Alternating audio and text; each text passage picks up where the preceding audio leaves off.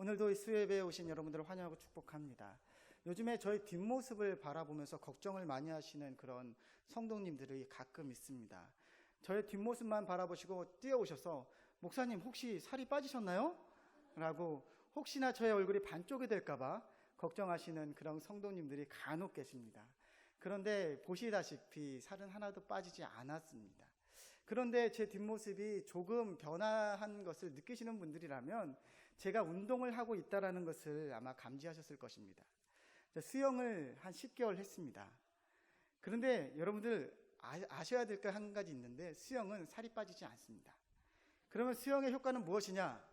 몸이 물개형으로 변합니다. 그래서 태가 잡힌다고 하죠. 그래서 아무래도 뒤에서 보신 분들은 조금 빠진 것 같이 보이나 앞에서 보면 물개 한 마리가 서 있는 것을 보실 수 있습니다. 제가 수영을 하게 된 결정적인 이유가 있었습니다. 작년 연말에 몸이 급격하게 안 좋아져서 건강검진을 했는데 그 건강검진의 결과에 운동을 해야 된다라는 그런 의사의 조언이 있었고, 그래서 살아야 되겠다라는 일념 안에 수영을 하기 시작했습니다. 수영을 하면서 건강이 좋아진 것 같고, 그리고 보시다시피 조금 더 얼굴이 뜨끈해진 것 같기도 합니다. 그런데 제가 이 수영을 하게 된 이유가 건강을 위해서라고 말씀드렸습니다. 의사가 저에게 말하기를 먹는 양에 비해서 운동량이 균형 잡혀 있지 않다라고 그렇게 말하기 때문에, 그러면 저에게 가장 좋은 것이 무엇입니까? 라는 그 질문에 수영과 달리기 그리고 가벼운 산책 정도를 말씀해 주셔서 수영을 하기 시작했습니다. 살기 위해서 시작했습니다. 그리고 지금까지 하고 있는데 살은 빠지지 않습니다. 요즘에 우리들의 삶 가운데 균형이라는 것이 아주 중요한 화두가 되었습니다. 삶에 있어서 균형은 그 어떠한 것보다도 중요합니다. 건강의 균형이 중요하고 식생활의 균형이 중요하고 그리고 무엇보다도 삶의 균형이 중요합니다. 요즘에 젊은 사람들의 직장생활 가운데서 화두가 되어지는 단어가 하나 있습니다. 혹시 들어보셨는지 모르겠지만 워라벨이라는 그런 단어가 있습니다. 어려운 얘기죠. 영어입니다. 워킹, 일, 그리고 라이프, 삶, 그리고 밸런스. 그러니까 일과 삶이 밸런스를 이루는 것이 최적의 삶이다라는 그런 의미가 됩니다. 그래서 요즘에 직장에서는 칼퇴라는 말이 없습니다. 퇴근은 퇴근이지 칼퇴가 무엇이냐라고 해서 퇴근은 그냥 정시간에 퇴근하는, 그러니까 우리 어르신들은 생각하기 상상하기 어려운 일들이 회사에서 벌어지고 있습니다. 왜 그렇습니까? 삶과 일이 균형을 잡히는 것이 그것이 건강한 삶이다라는 그런 삶의 지표가 주어졌기 때문이라는 것이죠. 어떤 사람이 삶과 일을 적정하게 밸런스를 잘 맞춰서 살아간다면 그 사람을 능력 있는 사람이다라고 말하는 것이 오늘날의 대한민국의 사회입니다. 여러분들의 삶에 오늘 직장에서의 삶과 그리고 가정에서의 삶의 밸런스는, 그 균형은 어디에 맞춰져 있습니까? 아마 50대 이상의 우리 아버님들은 아무래도 일 쪽에 조금 더 치우쳐져 있을 거라고 생각이 되어집니다. 그렇게 살아오셨기 때문에 오늘날 대한민국이 이렇게 존재할 수 있는 것이겠죠. 하지만 앞서 말씀드렸듯이 이제는 이 밸런스를 맞추는 것이 오늘날의 화두가 되어지고 있습니다. 삶에 있어서도 밸런스가 중요하고 식생활에서도 밸런스가 중요하고 그리고 우리들의 가정생활에서도 밸런스가 아주 중요한, 균형 잡힌 것이 아주 중요한 사회가 되었습니다. 그렇다면 우리들의 신앙에서도 밸런스가 중요한 삶이 되어야 되지 않을까요? 여러분들의 신앙과 여러분들의 삶을 만약에 무게추를 두어서 저울에 올린다면 어느 쪽으로 기울어진다고 여러분들은 생각하십니까? 제가 이 말씀을 준비하면서 상당히 힘들었습니다. 왜냐하면 저 또한 이 대한민국이라는 사회 가운데서 삶을 유지하고 있는 한 청년이기 때문입니다. 청년이라고 말해도 되겠죠? 그 대한민국의 문화, 대한민국의 경제, 대한민국의 관습 아래에 뿌리를 받고 살아가고 있는 사람이기 때문에 우리들의 삶은 어쩔 수 없는 이 한국이라는 문화 가운데서 존재할 수밖에 없습니다. 그런데 분명한 것은 우리들의 정체성은 대한민국 국민님과 동시에 하나님 나라의 백성이라는 것이죠. 그것을 우리는 성도라는 그런 단어로 우리를 소개하고 우리를 말하고 있습니다. 대한민국의 국민이며 하나님 나라 백성입니다. 그런데 이 무게추를 저울에 올려본다면 저의 삶은 어디로 기울고 있을까요? 내일 일을 염려하지 말라라는 그런 예수 그리스도의 그 가르침에 반응하고 있지 못하는 저의 모습이 이 말씀을 준비하면서 참으로 어렵게 하였습니다. 그런데 오늘 성경은 그러한 우리들의 삶 가운데 한 가지 아주 멋있는, 그리고 한 가지 교훈적인 이야기를 우리들에게 이야기해주고 있다는 것이죠. 그것이 우리가 읽었던 본문에 나오는 종의 이야기입니다. 정확히 말하면 종들의 이야기인데 두 번의 이야기에 걸쳐서 예수님은 삶의 균형, 신앙의 균형이 어떠해야 하는지 이 종들을 통해서 보여주고 있습니다. 그렇기 때문에 이 종들의 모습을 우리가 함께 나누시고 이 가운데서 도전받으시고 결단할 수 있는 그런 은혜의 시간이 되었으면 참 좋겠습니다. 그러면 첫 번째 어떤 종이 있는지 우리 종들의 모습을 따라가 보도록 하겠습니다. 첫 번째 종의 모습은 결혼잔치에 신랑을 기다리는 종의 모습이 바로 종의 모습으로 그려지고 있습니다. 본문 36절에서부터 38절까지 말씀 함께 보도록 하겠습니다. 시작. 주인이 와서 깨어있는 것을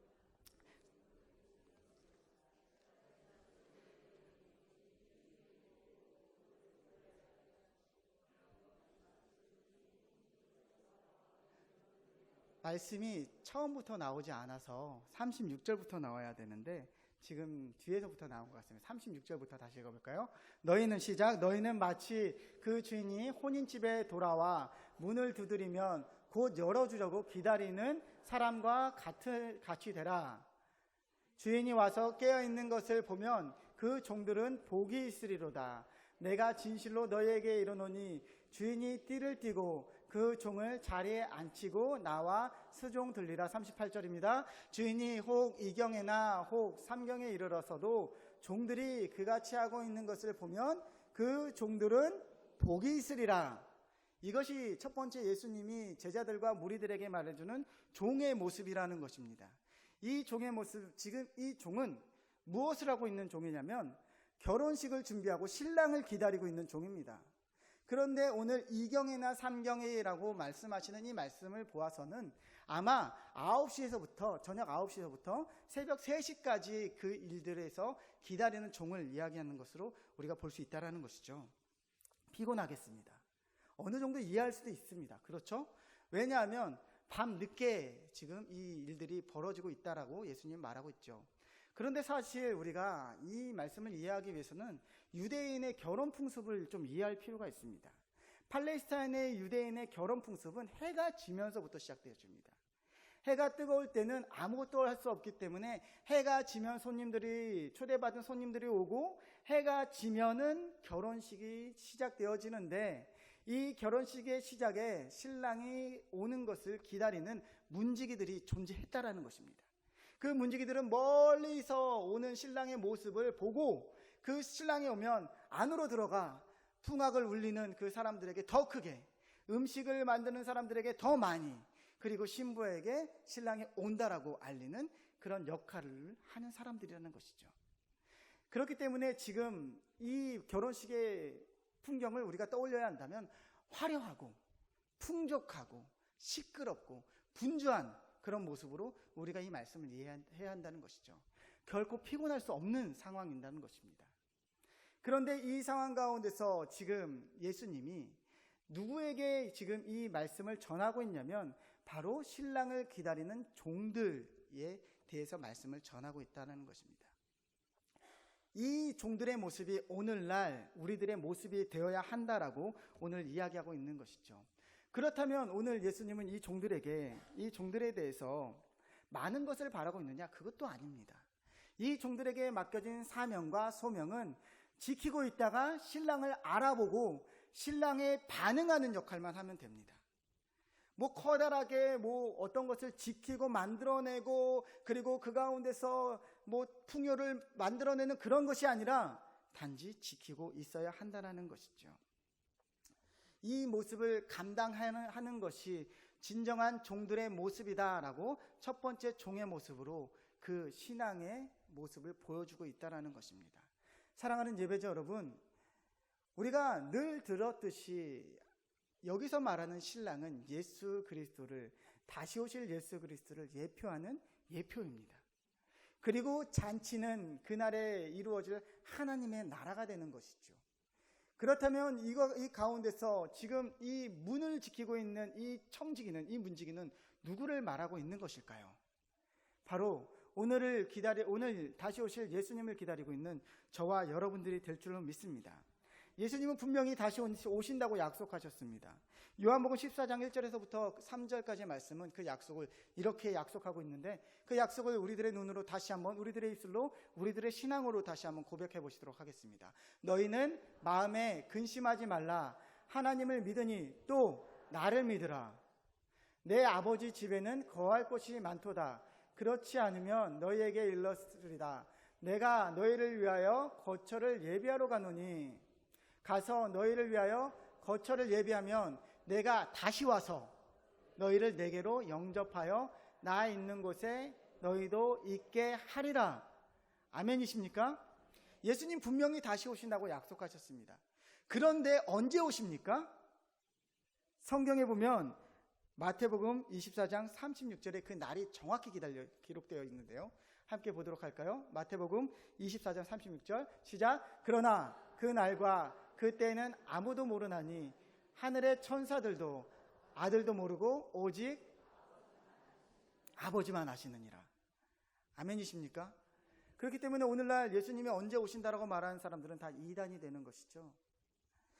예수님 분명히 오신다고 약속하셨는데 언제 오실지 모릅니다. 마치 지금 결혼식이 시작되어져 있는 상황 가운데서 언제 올지 모르는 신랑을 기다리는 청지기의 모습처럼 예수님 언제 오실지 모르나 우리들에게 반드시 오신다고 약속하고 있다라는 것입니다. 사랑하는 예배자 여러분, 우리들의 신앙 가운데 이러한 모습이 지금 있습니까? 우리들의 신앙의 모습에서 예수님을 정말 기다리고 사모하며 그렇게 간절히 그렇게 소망하는 마음이 우리들 가운데 솔직히 있냐라는 말입니다. 우리가 그 마음이 있다면 앞서 말씀드렸듯이 아무것도 염려하지 말라라는 그 예수님의 음성에 우리가 응답되어야 하는데, 우리는 내일을 염려하고 내일을 걱정합니다. 내일의 계획을 세우고 내일 있을 문제를 걱정합니다. 당장 다가올 카드값을 걱정하고, 그리고 내일 나올 건강의 검사 결과를 우리는 걱정하게 됩니다. 물론 그것이 잘못됐다라고 말하는 것이 아닙니다. 그것도 중요하지만 그보다 중요한 것은 예수님의 오심에 대한 소망이 그것과 동일한 무게로 우리들의 삶 가운데 있어야 한다는 것입니다. 제가 이 말씀을 준비하면서 가장 어려웠던 부분이 바로 이것이었습니다. 제가 설교하는 사람이고 예수를 믿는 사람이고 그리고 복음을 전하는 사람인데, 과연 예수님이 다시 오심을 간절히 소망하고 있는가? 저울에 올려와 봤을 때 삶의 무게가 더욱더 무겁다라는 것을 볼 수 있었고, 그 가운데서 가슴을 칠 수밖에 없었습니다. 사랑하는 예배자 여러분, 예수님이 오십니다. 우리가 재림의 신앙을 잃어버린다면 이 세상 가운데 있는 다른 이방의 사람들과 무엇이 다르겠습니까? 예수님이 다시 오신다는 그 약속이 우리들 가운데 소망이 되지 않는다면 우리들의 내일은 어떠한 의미가 있는 것입니까? 우리들의 내일이 의미가 있는 것은 다시 오실 예수님이 혹 내일 오실까? 그 다시 오실 예수님이 혹시 내일 오실까? 그 믿는 믿음과 기대와 소망으로 내일을 계획할 수 있어야 한다라는 것입니다. 오늘 이 밤에 여러분들의 마음과 여러분들의 신앙 가운데 예수님 다시 오심에 대한 그런 간절한 소망이 여러분들의 삶 가운데 다시 일어나길 원합니다. 무게추가 그것이 조금 더 무거워질 수 있었으면 좋겠습니다. 그렇다면 우리들의 삶이 어떻게 변할 수 있을까요? 예수님을 기다리는 기쁨으로 변할 수 있겠죠. 당장의 내일의 걱정을 내려놓고 예수님 오심을 소망할 수 있겠지요. 그리고 단장하는 신부처럼 우리들의 삶을 돌아볼 수 있겠지요. 이 무게가 여러분들의 삶 가운데 함께 하셨으면 참 좋겠습니다. 저에게도 있고 여러분들에게도 이 밸런스가, 우리들의 삶의 밸런스가 이 세상의 걱정과 예수님 다시 오심의 무게가 동일할 수 있었으면 참 좋겠습니다. 성경은 우리들의 삶을 포기하고 골방에 들어가서 모든 것을 포기한 채로 예수님을 그렇게 기대하라고 말하고 있지 않습니다.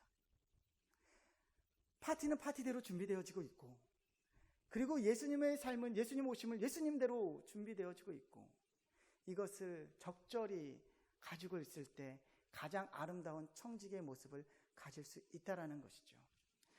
그 모습을 두 번째 청지기를 통하여서 예수님은 분명하게 또한 말씀해 주고 있습니다.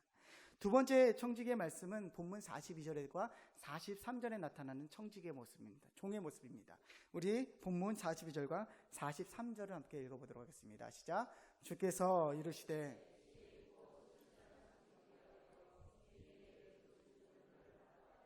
때를 따라 양식을 내줄 자가 누구냐? 주인이 이를 때 그 종이 그렇게 하는 것을 보면 그 종은 복이 있으리라. 아멘. 이 내용도 한 가지 전제되어지고 있는 것이 있는데, 그것이 무엇이냐면 주인이 그 집을 떠났다라는 것입니다.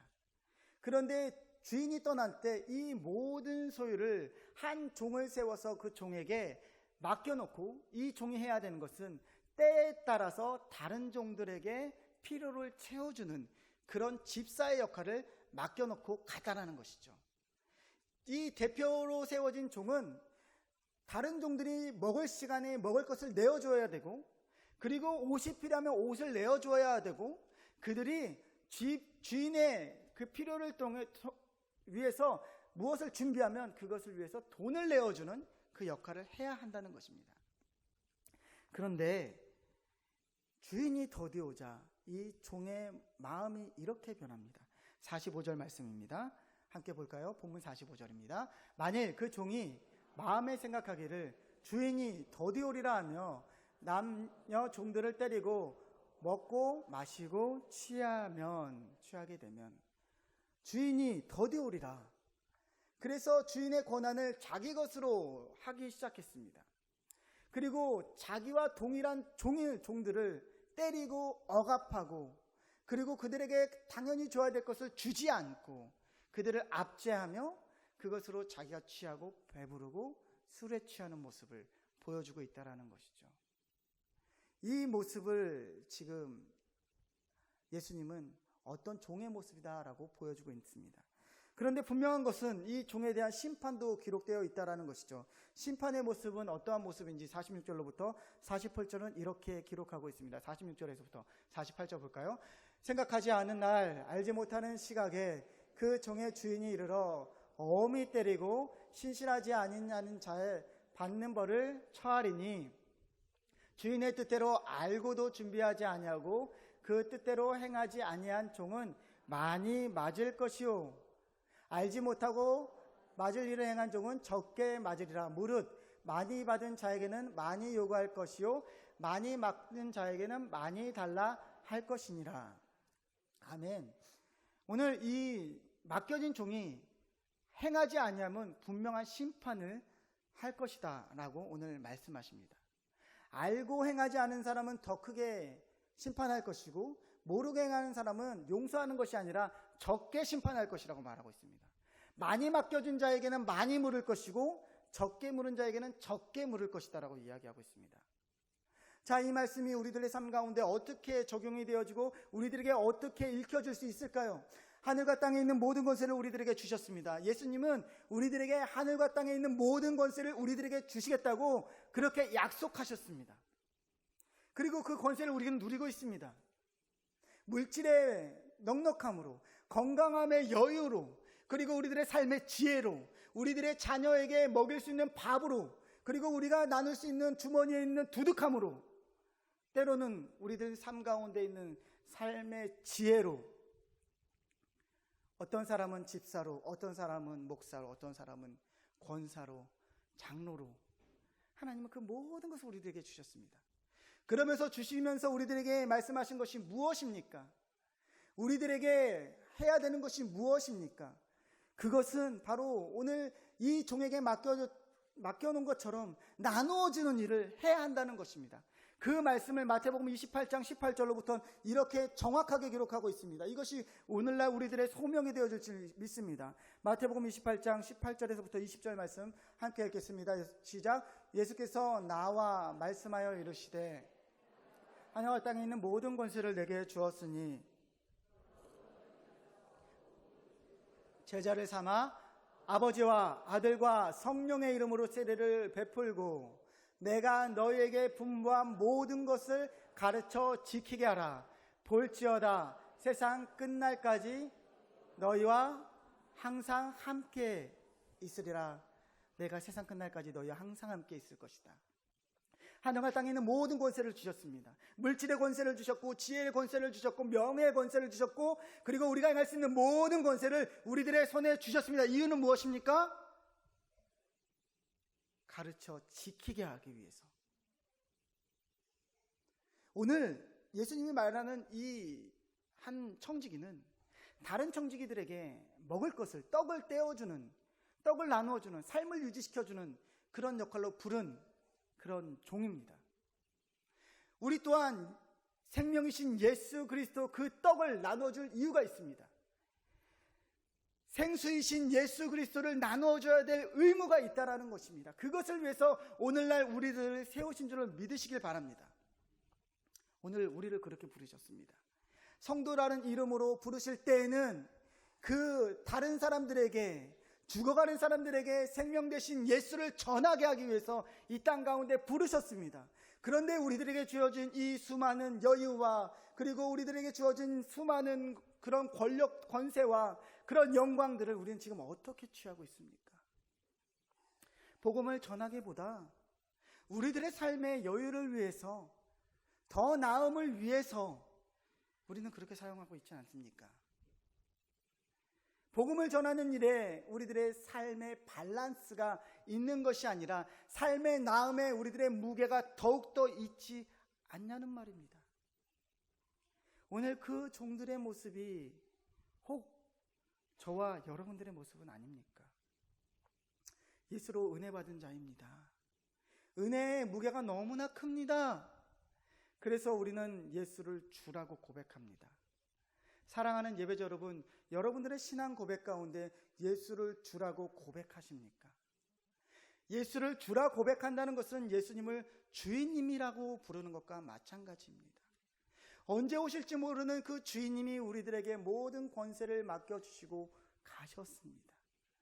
그냥 가시지 않고 우리들에게 모든 족속으로 제자를 삼으다라고 말씀하셨습니다. 복음을 전하라 라고 말씀하셨습니다. 우리가 굶지 않게, 우리가 어렵지 않게, 우리가 건강으로 어려움당하지 않게 그 권세를 다 주시고 가셨습니다. 많은 것을 바라지 않으십니다. 우리들에게 나의 집을 세우라라고 말씀하시지 않고 나를 위해서 무엇을 헌신하라고 말씀하시지도 않았습니다. 여러분들의 소유를 모두 다 바쳐서 나를 즐겁게 하라고 말씀하시지도 않았습니다. 여러분들의 시간을 모두 다 들여서 여러분들의 시간으로 하나님을 기쁘게 하라고 말씀하시지 않았습니다. 우리 주인님이 원하시는 것은, 예수님이 원하시는 것은 우리들의 삶의 부분 가운데서 복음을 전하라는 것입니다.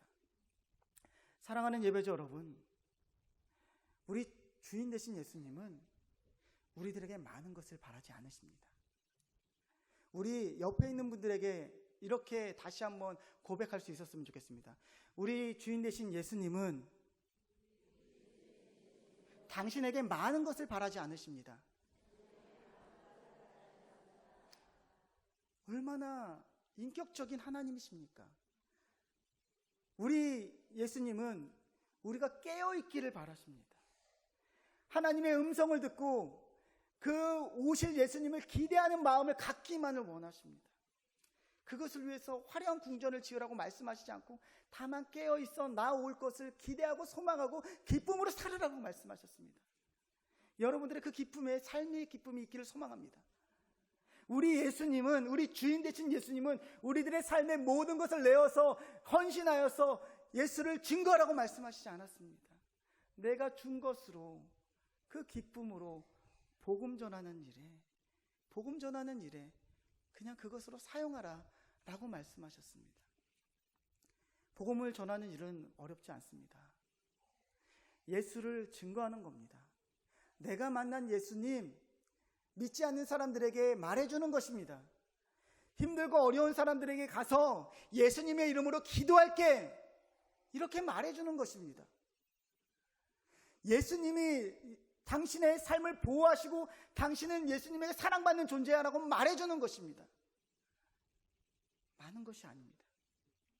그랬을 때 예수님이 우리를 향하여서 착하고 충성된 종이다라고 말씀하시는 것입니다.